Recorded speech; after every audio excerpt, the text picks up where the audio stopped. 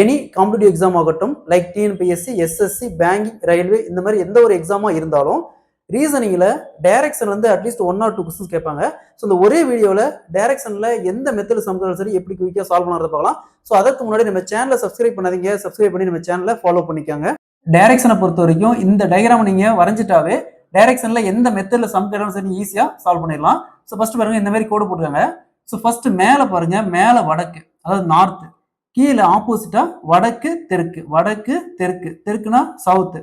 அடுத்தது இங்க பாருங்க கிழக்கு, கிழக்குனா இங்கிலீஷ்ல ஈஸ்ட், அப்படியே ஆப்போசிட்டா மேற்கு. ஸோ இது மட்டும் ஞாபகம் வச்சுக்கோங்க.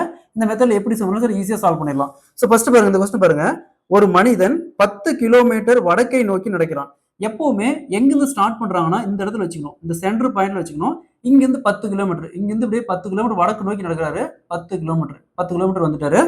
நெக்ஸ்ட் அங்கிருந்து தெற்கை நோக்கி மறுபடியும் 10 கிலோமீட்டருக்கு வந்துட்டாரு. மறுபடியும் தெற்கை நோக்கி 6 கிலோமீட்டர் நடக்கிறாரு. மறுபடியும் அகைன் பார்த்தோம்னா ரிட்டன் 6 கிலோமீட்டர் வராரு. மொத்தமா 10 கிலோமீட்டர், மறுபடியும் 6 கிலோமீட்டர் நடந்துட்டாரு. நெக்ஸ்ட் மறுபடியும் கிழக்கை நோக்கி நடக்கிறார். மறுபடியும் கிழக்கை நோக்கி 3 கிலோமீட்டர் நடக்கிறார். பாருங்க, மறுபடியும் கிழக்கை நோக்கி 3 கிலோமீட்டர். சரிங்களா? ஸோ இப்ப அவர் புறப்பட்ட இடத்திலிருந்து எவ்வளவு தூரம் என்ன திசையில் இருப்பான்னு கேட்கறாங்க.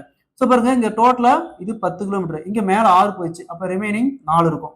ஸோ கொஸ்டின்ல அந்த மனிதன் புறப்பட்ட திசையில இருந்து எவ்வளவு தூரம் மற்றும் எந்த திசையில இருக்கான்னு கேட்கறாங்க.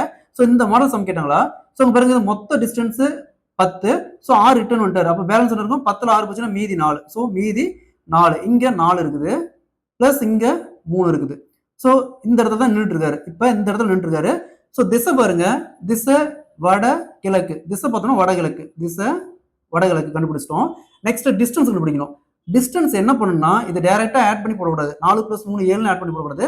இது அப்படியே ஸ்கொயர் பண்ணணும். 4 ஸ்கொயர் 3 ஸ்கொயர், 4 ஸ்கொயர் 16, 3 ஸ்கொயர் 9. ரெண்டையும் ஆட் பண்ணி ரூட் வந்து எடுக்கணும். ரெண்டையும் ஆட் பண்ணி ரூட் வந்து எடுக்கணும். So 16 + 9 25, root of 25. 25 ரூட் வந்து எடுத்தோமா 5. ஸோ அப்போ டிஸ்டன்ஸ் பார்த்தோம்னா இந்த டிஸ்டன்ஸ் 5 கிலோமீட்டர். திசை பார்த்தோம்னா வட கிழக்கு. ஓகேங்களா?